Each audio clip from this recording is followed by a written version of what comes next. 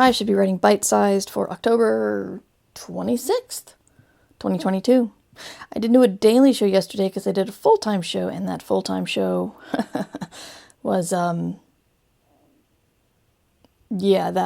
was 3 hours earlier than I expected it to be, so I was flustered and not prepared, and that will be episode 66, and it will be up soon. That's the weird thing about doing these daily and more regular shows, is that I'm producing the daily ones and they're really easy and fast, and my producer is producing the longer ones and that takes more time. Still not sure how to number these, but the content's getting out and that's what's important, right?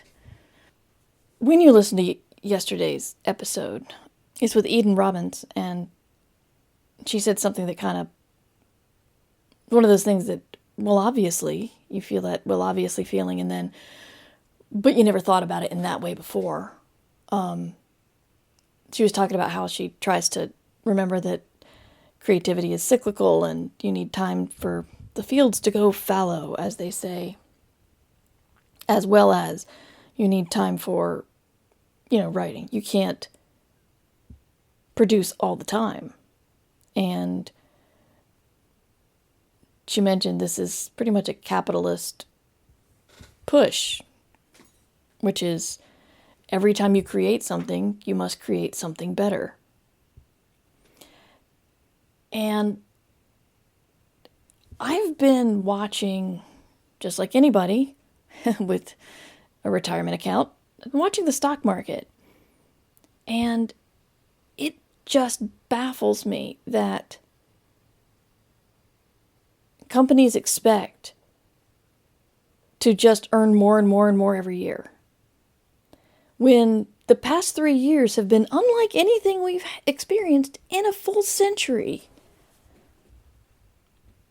And all the companies that got boosts by people working from home, they should not expect to earn the same when people go back to work. Our day-to-day lives changed for years. Years, folks. And the people who, I suppose if you asked anybody point blank, they'd say, of course we don't expect blah blah to continue because things are going to change. But if you look at the stock market, they do. They do expect, earnings are down. Well, of course earnings are down. People are not stuck in their home all the time.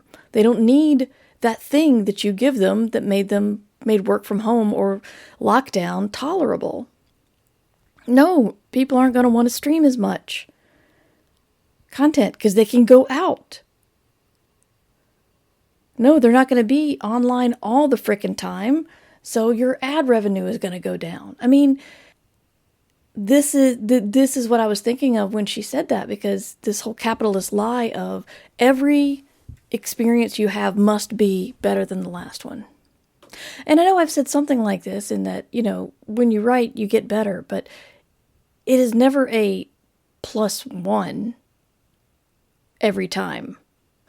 It's more of the experience makes you better in the long run, but you can't say, what I wrote today is 1% better than yesterday. Things are going to ebb and flow. You're going to write good stuff, you're going to write bad stuff. And this is not just for amateurs. This is over your career. Go back and look at my Tobias Buckell interview. He said, that as he's gone through his career, he's realized writing is more like a stock market than, just climbing a hill. And what you want is for, just like the stock market, you want to look at the long view of, well, are you going up in general? Are you getting better in general? I mean, your next book might not sell as well as your last book, but did you have a better grasp of character? Do you feel like you got stronger in plot? I mean, there's, and that's another thing with us, the creative types. If you improve, how do you improve? It's hard to quantify. And the only thing I can say that is more experience is better. So Get more experience. You'll get better. I can't promise it'll be a little bit better tomorrow than it was today, but the experience is beneficial in the long run. And if you don't have, this feels weird to say, but I interviewed Veronica Roth on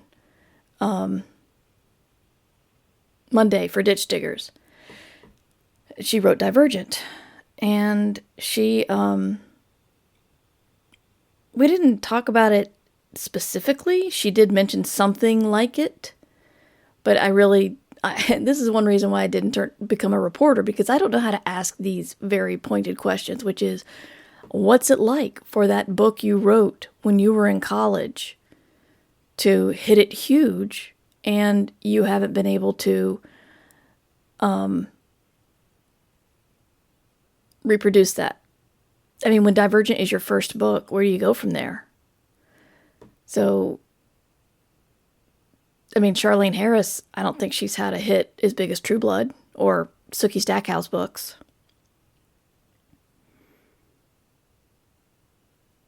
People still tell Stephen King that The Stand is their favorite book of his. The Stand is like, what, a couple of years older than me? It's frustrating, but you got to remember that just like the stock market, you're not going to go up and up and up and up and up. So don't look at your career as that book you're working on. Especially those of you who are so in love with your first idea that you won't let it go. Write it, get it out, write something new. That's how you get better. Over time. And if you need to let your brain rest, if you need to let the field go fallow to get some ideas, that's okay too. In fact, it's probably required for your mental health, well-being, all that. So, that is my thought for today on October 26th. I'm not sure if, does this fit with NaNoWriMo? I don't even know, but it's on my mind, so I figured I'd talk about it.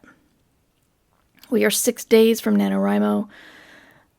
All of the things I bought for my little NaNoWriMo packages came in 2 days ago, and I've got to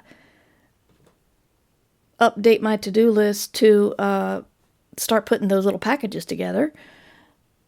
These are the NaNoWriMo packages I'm putting together for the $7 level, which is going away on November 1st. So if you are interested in supporting the Patreon, you want a little package for support during NaNoWriMo, it's not a lot of stuff, but it is a little stuff put together with love.